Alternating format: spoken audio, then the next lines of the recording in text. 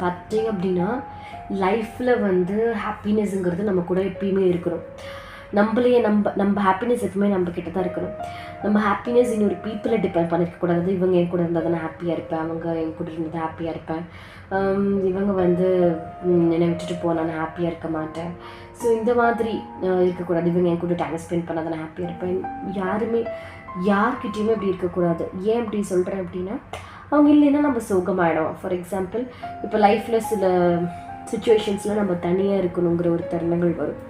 தனியாக இருக்கணுங்கிற தருணம் அப்படின்னா, அந்த டைமில் யாரும் நம்ம கூட இருக்க மாட்டாத மாதிரி ஒரு நேரம் வரும்.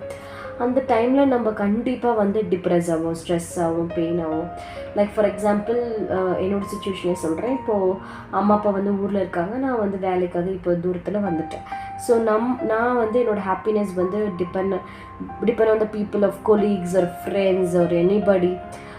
அப்படின்னா ஒரு நண்பர்களோ இல்லை ஒரு ஆஃபீஸ் கொலீக்ஸ் அவங்க கூட இருக்கும்போது ஜாலியாக இருக்கிறது, ஹாப்பியாக இருக்கிறது.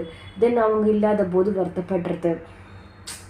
இன்னும் நம்ம யார் மேலேயும் டிபெண்ட் ஆகிருக்கக்கூடாது. ஸோ நம்ம வந்துட்டு யார் நம்ம கூட ஃப்ரெண்ட்ஸ் இருந்தாலும் சரி, ஃப்ரெண்ட்ஸ் இல்லைனாலும் சரி, கொலீக்ஸ் இருந்தாலும் சரி, கொலீக்ஸ் இல்லைனாலும் சரி, இல்லை யார் மோஸ்ட்லி நம்மளுக்கு அப்படி தான் வருவாங்க. இருந்தாலும் சரி இல்லைனாலும் சரி, நம்ம ஹாப்பியாக தான் இருக்கணும்.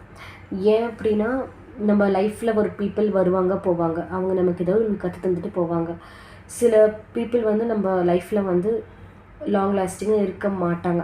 அதுதான் விதி. அது மீன்ஸ் அவங்களால இருக்கவும் முடியாது. அதுதான் விதி எழுதப்பட்டிருக்கு. அப்படிங்கும்போது அவங்க வந்து நம்ம வாழ்க்கை கூட இருக்கணும், அவங்க நம்ம கூடயே ட்ராவல் பண்ணி வரணும்னு நம்ம எதிர்பார்க்குறது வந்துட்டு இட்ஸ் ராங். அதுக்கப்புறம் இன்னொரு விஷயம் என்னென்னா, தனியாக வாழ கற்றுக்கிறது குட். அதாவது முக்கியமாக என்ன சொல்கிறேன்னா, எக்ஸ்பெக்டேஷன்ஸ் இருக்கக்கூடாது, எதிர்பார்ப்புகள் வந்து எப்பயுமே இருக்கக்கூடாது. அதாவது வந்துட்டு இவங்க நம்ம கூட பேசணும், இவங்க நம்ம கூட ஃப்ரெண்ட் ஆகணும், இல்லை இவங்க நம்ம கூட ஃப்ரெண்ட் ஆனால் நமக்கு நல்லாயிருக்கும், ஜாலியாக இருக்கும். அதுக்கப்புறம் இந்த டீமில் போட்டாங்கன்னா எனக்கு ரொம்ப ஹாப்பியாக இருக்கும். அதுக்கப்புறம் இந்த நெய்பர் என் கூட ஃப்ரெண்ட் ஆனாங்கன்னா நல்லாயிருக்கும். இந்த மாதிரி நம்ம எக்ஸ்பெக்டேஷன் பண்ணுறது வந்துட்டு விட்டுறணும். ஓகேவா? ஸோ ஏன் அப்படின்னா, எக்ஸ்பெக்டேஷனுங்கிறது அதில் வந்துட்டு நமக்கு எதிர்பார்த்தது கிடைக்காமலே போகலாம். ஸோ அதில் எதுக்கு நம்ம அதுக்கெலாம் வருத்தப்பட்டு உட்காந்துட்டு வரட்டும். நம்மளுக்கு ஃப்ரெண்ட்ஸ் ஆகிறது இது தானாக நடக்கும்.